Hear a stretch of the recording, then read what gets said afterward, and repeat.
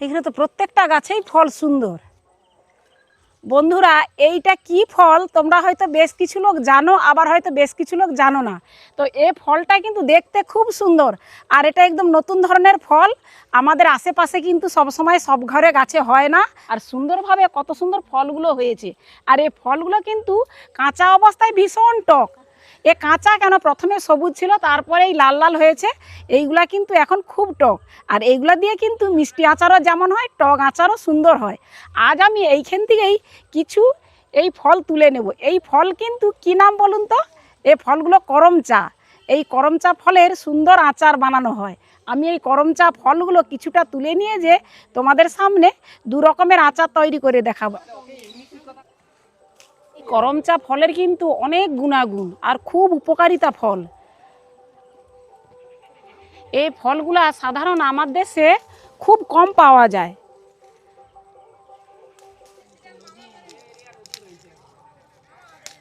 আমি করমচা ফল 1 কিলোর মতো আমি তুলে নিয়েছি।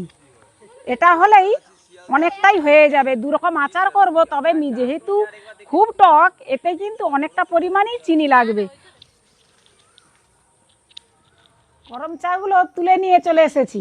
এইবার এই করমচার আমি টক মিষ্টি আচার তৈরি করব। আর যেহেতু এই করমচাগুলো একটু টক বেশি, সেই জন্য শুধু মিষ্টি আচার করলে কিন্তু ভালো লাগবে না, একটু টক টক লাগবে, মিষ্টি লাগবে, তবেই কিন্তু আচারটা খেতে খুব ভালো লাগবে। তো দেরি না করে আমি এবার আচারটা তৈরি করব। প্রথমে আমি করমচাগুলো ভালো করে ধুয়ে কেটে নেব।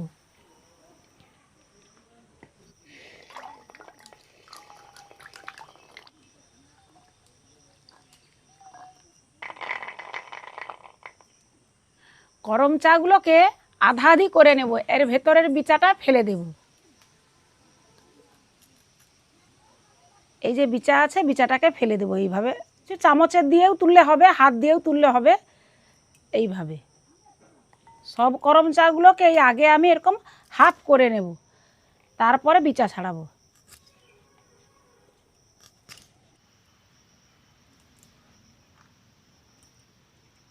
করমচাগুলোর বিচা ছাড়িয়ে নিয়েছি। এইবার আমি উনান ধরিয়ে নেব। দুটো শুকনো লঙ্কা আর 1 চামচ 5 ফোড়ন আর 1 চামচ জিরা ভেজে নেব।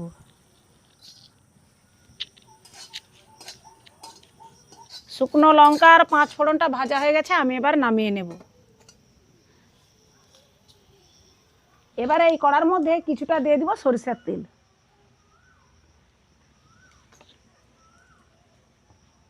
একটা শুকনো লঙ্কা আর কিছুটা সরিষা ফোড়ন দিয়ে দিব।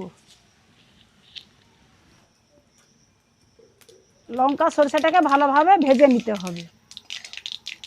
তো ভাজা হয়ে গেছে, এবারে এর মধ্যে দিয়ে দেবো এই করমচা।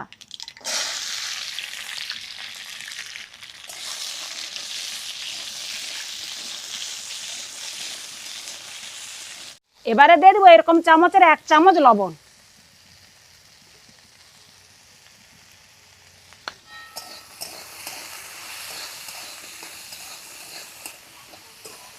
হাফ চামচ হলুদ গুঁড়ো, হাফ চামচ কাশ্মীরি লঙ্কার গুঁড়ো,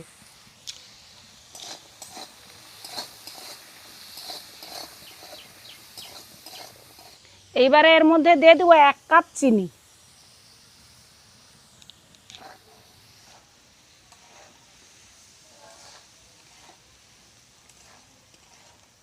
এই করমচার মধ্যে কোনো জল দেব না, এই চিনির রসেই কিন্তু করমচাটা সেদ্ধ হয়ে যাবে।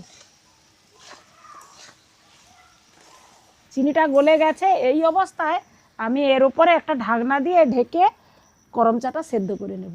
এবারে মশলাটাকে আমি গুঁড়া করে নেব।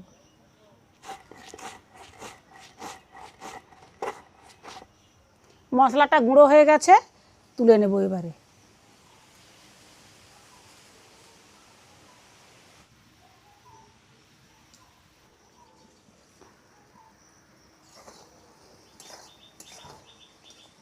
করমচাগুলো কিন্তু সুন্দর সিদ্ধ হয়ে গেছে। এই খুন্তি দিয়ে একটু ঝেঁকে দিলেই সুন্দর সিদ্ধ হয়ে গেছে। এবার এই অবস্থায় আমি মশলাটা দিয়ে দেবো, ভাজা মশলাটা।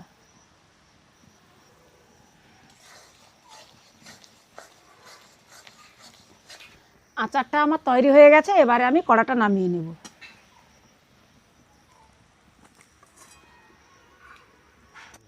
আচারটা এখন একটু জলজলে ভাব মনে হচ্ছে, এটা ঠান্ডা হলে কিন্তু একদম গাঢ় হয়ে যাবে আর দেখতে খুব সুন্দর হয়ে যাবে।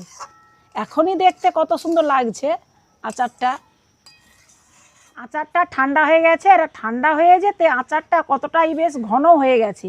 এবারে এর মধ্যে কিছুটা খুব অল্প পরিমাণ ভিনিগার দিয়ে দিব। ভিনিগারটা দিলে আচারটা দীর্ঘদিন ভালো থাকবে।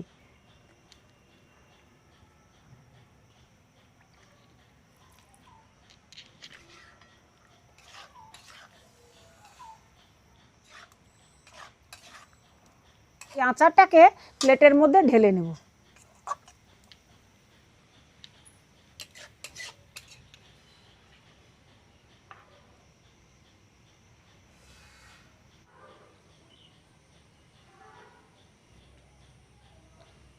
তো বন্ধুরা, আমার তৈরি টক মিষ্টি করমচার আচার সুন্দর দেখতে লাগছে শুধু দেখো, আর খেতেও কিন্তু দুর্দান্ত।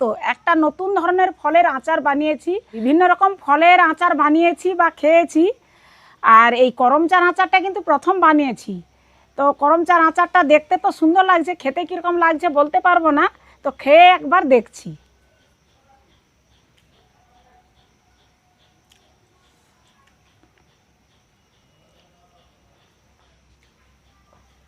বেশ ভালোই লাগছে, টক মিষ্টি আচার যেহেতু বলেছি টক মিষ্টি লাগছে, আর সুন্দরভাবে সিদ্ধ হয়ে গেছে। সিদ্ধ হয়ে যেতে যেন আঙুরকে যেরকম আচার বানালে যেরকম লাগে, তো আঙুরটা তো মিষ্টি, এটা তো আর আঙুর নয়, আঙুরের স্বাদ আলাদা, এর স্বাদ আলাদা। তো সেই রকম ফলটা দেখাচ্ছে কিন্তু টেস্টটা সম্পূর্ণ আলাদা। তো আমার এই ভিডিওটা কেমন লাগলো তোমরা অবশ্যই কমেন্ট করে জানাবে, আর ভালো যদি লাগে লাইক শেয়ার করে আমার পাশে থাকবে। তো তোমাদের সঙ্গে দেখা হচ্ছে আবারও একটি ভালো ভিডিওতে। ততক্ষণে ভালো থাকো, সুস্থ থাকো, সাবধানে থাকো।